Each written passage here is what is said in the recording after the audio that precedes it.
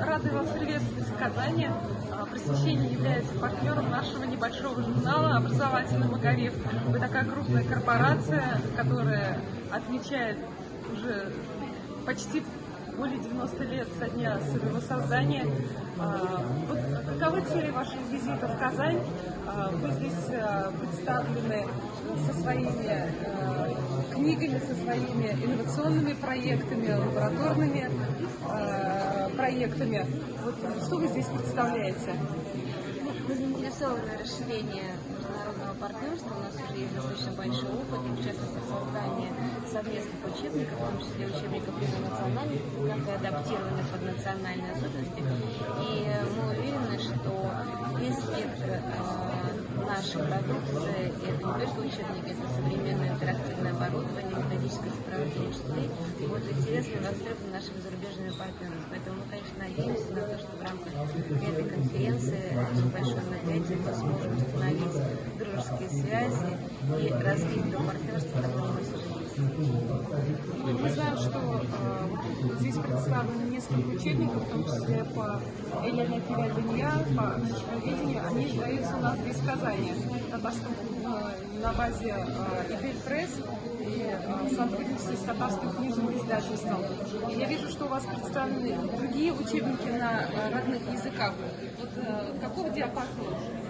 Самые широкие.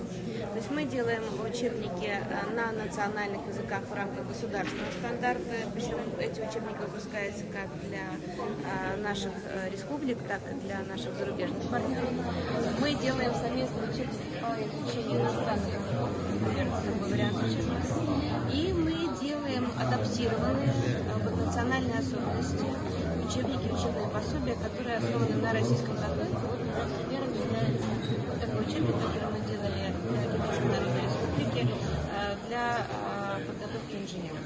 В принципе, это то направление, которое интересно для развития. Не секрет, что российская, особенно, естественно, научная школа пользуется большой популярностью у наших зарубежных партнеров. Мы хотим через эти механизмы продвигать наш бренд, продвигать бренд российского образования и делиться самыми лучшими достижениями с нашими коллегами.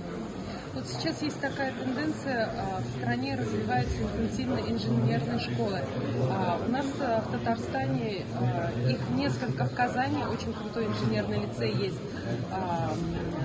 в Набережных Челнах, в Нижнекамске и в Альметьевске. Мы когда посетили, были удивлены. Планируете ли вы создавать специальные лаборатории для инженерных школ, вот, учитывая их специализацию и потребность в изданиях по физике, например? Ну, мы не только планируем, мы создаем, мы вообще, работая со школами, предлагаем полный комплект услуг от дизайн проектирования образовательного пространства до комплексного оснащения образовательных учреждений, исходя из той задачи, которая нас ставит. То есть у нас достаточно большой спектр профильных классов и профильных лабораторий, которые позволяют обеспечить образовательные учреждения под любой профиль, в том числе инженерные, естественно, научные. Ну, в частности, вы стоите как раз около мобильные лаборатории по физике, они наблюдают весь спектр лабораторных работ по физике. Там вы можете посмотреть наши предложения для формирования инженерных классов, классов по программированию. Это направление очень активно развивается. Надеемся, что оно будет интересно не только нам, но и опять-таки нашим международным коллегам. Регулятор, да, но то, что мы активны на этом рынке, да, действительно, практически каждой школе Российской Федерации имеет хотя бы один учебник китайского посещения. Планируется ли укрепление в дальнейшем? Вот, рынки сбыта будут расширяться? За счет чего будут расширяться? Мы, как минимум, планируем не терять свои позиции. Но, как я сказала, нам действительно интересно расширять спектр своей продукции. Мы серьезно думаем в таком направлении, как развивающие игры. Мне кажется, что это будет востребовано нашими семьями. Конечно, мы смотрим в сторону наших дружественных стран, полагая, что рынки будут расширены за счет этого. сегмента. Скажите, пожалуйста, сегодня опять востребован русский язык в странах СНГ. Мы видим, была правительственная делегация в Узбекистане, большой интерес в Казахстане и в Киргизии. Будут ли предоставляться учебники для этих стран по русскому языку и русской литературе? Мы готовы это делать. Будет запрос, мы обязательно.